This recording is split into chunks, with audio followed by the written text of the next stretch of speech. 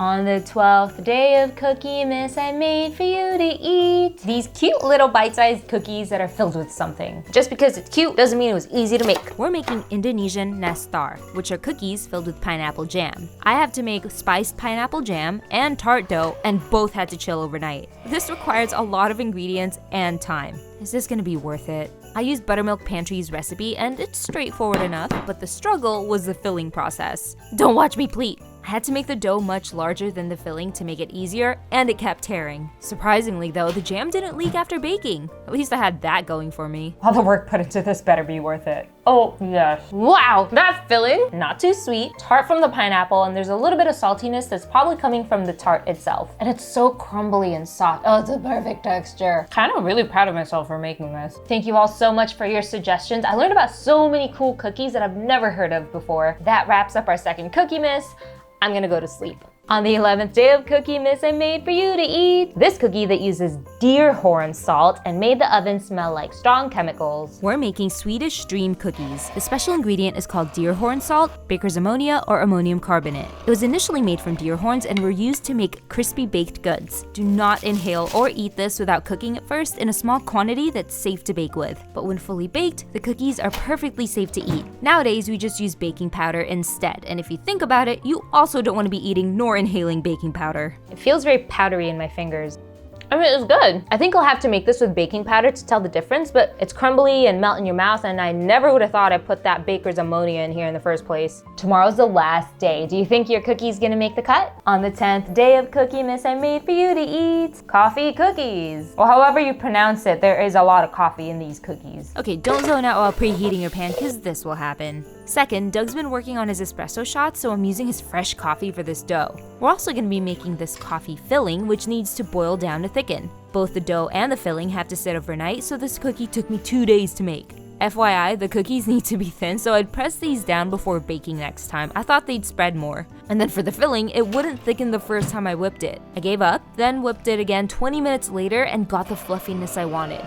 If you know why this happened, please tell me. This cookie was a lot more work than I expected, but it was definitely worth it. Right now I'm getting a crumbly texture for the cookies, but if I made these thinner, they're probably gonna be more snappy. But the flavors are so good. Because of the coffee, this is probably one of my more favorite cookies. We got 2 more days. Tell me what the cookies are gonna be. On the 9th day of Cookiemas, I made for you to eat Russian tea cakes. I mean, Mexican wedding cookies, or is it snowballs? And these aren't the only names these cookies go by. It's super easy to make and seems to be all over the world. What name do you typically call these cookies? What's cool is you don't have to refrigerate these at all. You just mix, mix, mix, and then bake. You can use pecans, almonds. I'm using walnuts for this one. Whichever nut you choose, please toast them for a few minutes because the flavor does get better. And they are fast to make, but you do have to let them cool before dusting with powdered sugar, but I've also tried these without them and they're pretty good already. I guess you just won't be able to call them snowballs though. It just instantly melts in my mouth. And I love using walnuts for this. Its bitterness balances out the sweetness of the cookie. Okay, we have 3 days left. What are the rest of the cookies gonna be? On the 8th day of Cookiemas, I made for you to eat. I actually don't know how to say it, so I'm just gonna spell it. They're like these Brazilian cheesy savory cookies. I was so curious to make this recipe. I already have my own recipe for corn cheese cookies and I love the flavor. But it was super hard to find a clear recipe for this one. The amount of recipes were limited, translations were a bit wonky, and I had to piece some instructions together. It seemed simple enough though. It calls for cheese, lard, butter, flour. However, the final product just wasn't as flavorful as I thought it would be. So please, if you know a good recipe out there, let me know because I want this to be really amazing. I hope this tastes really good. I have high hopes.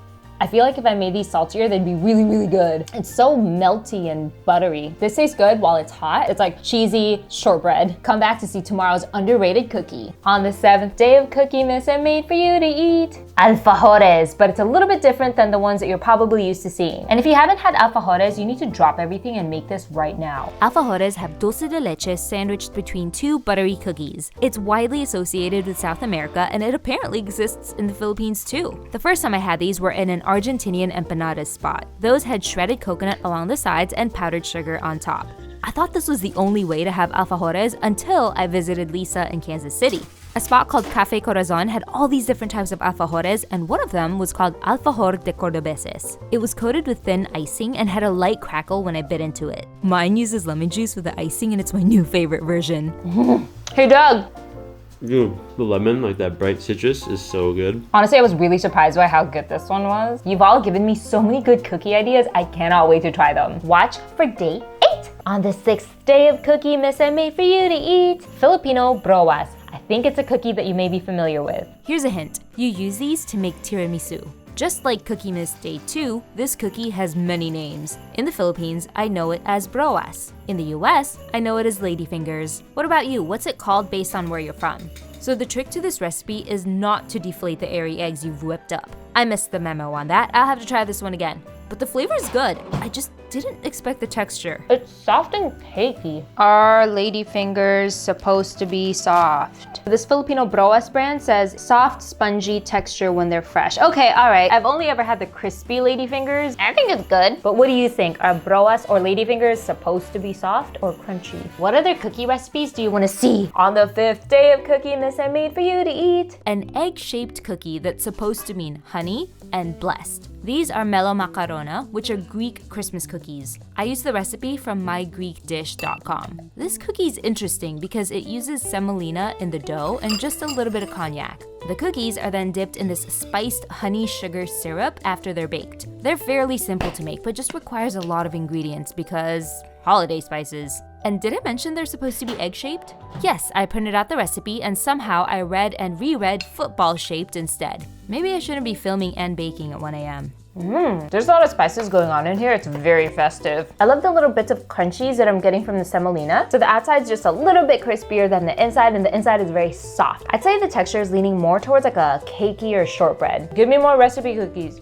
Give me more cookie recipes to make. On the 4th day of Cookiemas I made for you to eat, a Sicilian pistachio cookie. You asked for a pistachio cookie, so I hunted one down that I think is underrated. I used Pasta Grammar's recipe for pasti di mandorla al pistacchio. I don't know if I said that right. I guess the more common version of these cookies is made with almonds. It's supposed to be soft and gooey, so I got really excited. And it just happens to be gluten-free. The problem is, I heard the oven go off, but I kept scrolling on my phone for a few more minutes. I think I overbaked them. Outside, it's kind of tough to get through, but once you get into the middle, I get a sense of what an amazing cookie this could have been if I had just paid attention. You can top these with amarena cherries, but I just used more pistachios. Flavor's great, I just gotta redo these. At first I was like, this is a little tough to chew, but kind of reminds me of like a very chewy macaron. And if you love the flavor of pistachios, it really comes through in this cookie. I would like to redeem myself. Please give me another cookie recipe to try.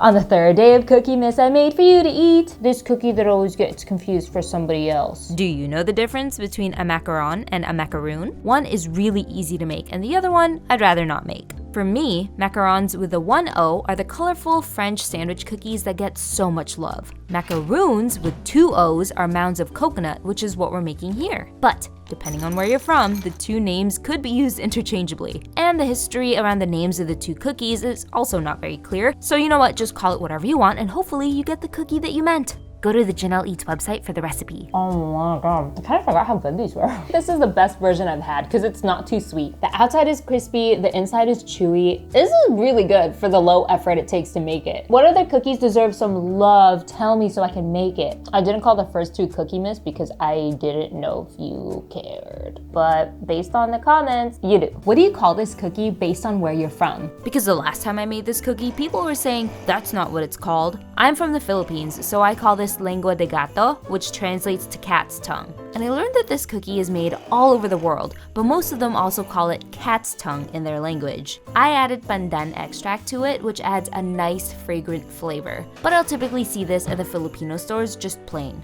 The thinner you pipe them out, the faster they'll toast, and they don't spread out too much on the baking sheet, so you can put them kind of closer to each other. If you want to make this, the recipe is on Jeanelleats.com. It's nice and crispy, not too sweet, and it's super simple to make. What other cookie recipes should I try that you wish more people knew about? It's so buttery. Have you ever heard of this cookie? Here's an underrated cookie you have to try. I asked you to give me cookies you wish more people knew about, and nangkatai is one of them. It's got my favorite spice to have in my sweets, cardamom. I used Swasthi's recipes, and this one has wheat flour, chickpea flour, powdered sugar, cardamom, and ghee. I don't know if I overcooked my ghee or not. If you are a ghee expert, let me know. These cookies are so fast to whip up and it's not fussy at all. If you like shortbread, I'm telling you right now, make these cookies. It's even got like a toasty flavor to it. 'Tis the holiday season, so are we gonna be making cookies every day? Maybe. I'll just keep making cookies until I feel like it.